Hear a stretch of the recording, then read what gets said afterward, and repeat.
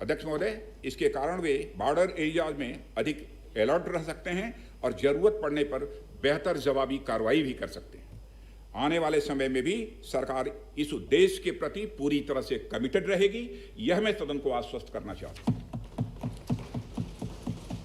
आदरणीय अध्यक्ष महोदय, मैं इस बात पर बल देना चाहूंगा कि भारत हमारे बॉर्डर एरियाज में मौजूदा मुद्दों का हल शांतिपूर्ण बातचीत और कंसल्टेशन के जरिए किए जाने के प्रति कमिटेड है।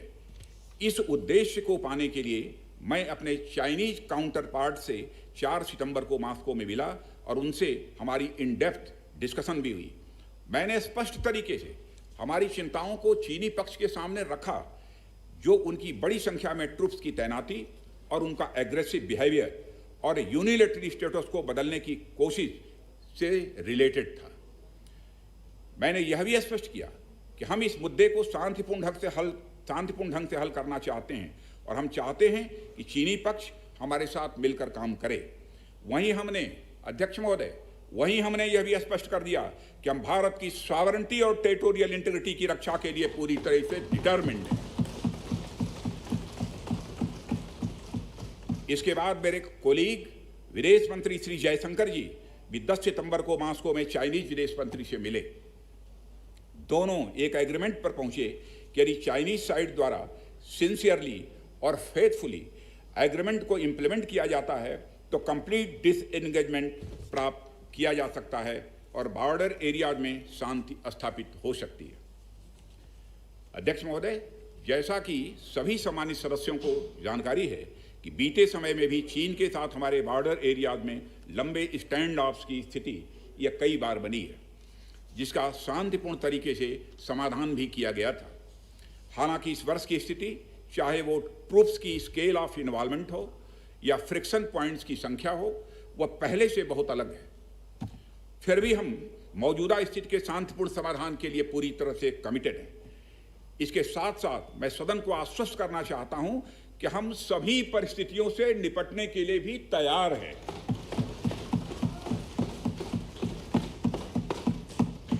अध्यक्ष महोदय, इस सदन की एक गौरवशाली परंपरा रही है। दोहराना चाहता हूं अध्यक्ष महोदय कि सदन की एक गौरवशाली परंपरा रही है कि जब भी देश के समक्ष कोई बड़ी चुनौती आई है तो इस सदन ने भारतीय सेनाओं की दृढ़ता और संकल्प के प्रति पूरी अपनी एकता और भरोसा दिखाया।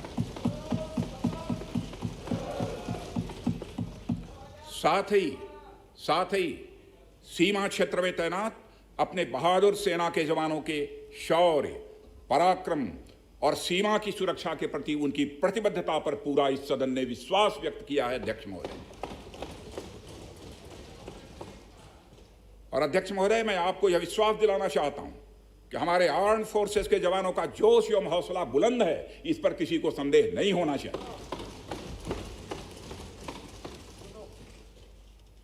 माननीय प्रधानमंत्री जी के बहादुर जवानों के बीच जाने के बाद हमारे कमांडर तथा जवानों में यह संदेश गया है कि देश के 130 करोड़ आदिवासी जवानों के साथ खड़े हैं।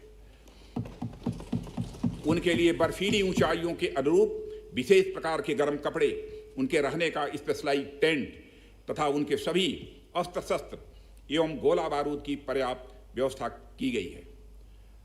अध्यक्ष महोदय, हमारे जवानों का यह संकल्प सराहनीय है कि दुर्गम ऊंचाइयों पर जहां ऑक्सीजन की कमी है तथा तापमान 0 से नीचे है, उनके उत्साह में कोई कमी नहीं आती है और वे सियाचिन, कारगिल और आदि ऊंचाइयों पर अपना कर्तव्य इतने वर्षों से लगातार निभाते आ रहे हैं। और अध्यक्ष महोदय, मुझे इस गौरवमयी सदन के साथ यह साझा करने में यह कतई संकोच नहीं है कि लद्दाख में हम एक चुनौती के दौर से गुजर रहे हैं और मैं इस सदन से आग्रह करना चाहता हूं कि हमें एक रेजोल्यूशन द्वारा पारित करना चाहिए कि हम अपने वीर जवानों के साथ कदम से कदम मिलाकर खड़े हैं। पूरा सदन अपने वीर जवानों के साथ कदम से कदम मिलाकर खड़ा है, जो कि अपनी जान की, अपनी जिंदगी की बगैर परवाह किए हुए देश की चोटियों की ऊंचाइयों पर विषम परिस्थितियों के बावजूद हमारी भारत माता की वह रक्षा करते हैं। यह समय है जब यह सदन अपने सशस्त्र सेनाओं के साहस और वीरता पर पूर्ण विश्वास जताते हुए उनको यह संदेश भेजे कि यह सदन और सारा देश सशस्त्र सेनाओं के साथ है जो भारत की संप्रभुता और अखंडता की रक्षा में लगातार जुटे हुए हैं। इन्हीं शब्दों के साथ अध्यक्ष महोदय, मैं अपना निवेदन समाप्त करता हूं। आइटम नंबर 11 महासचिव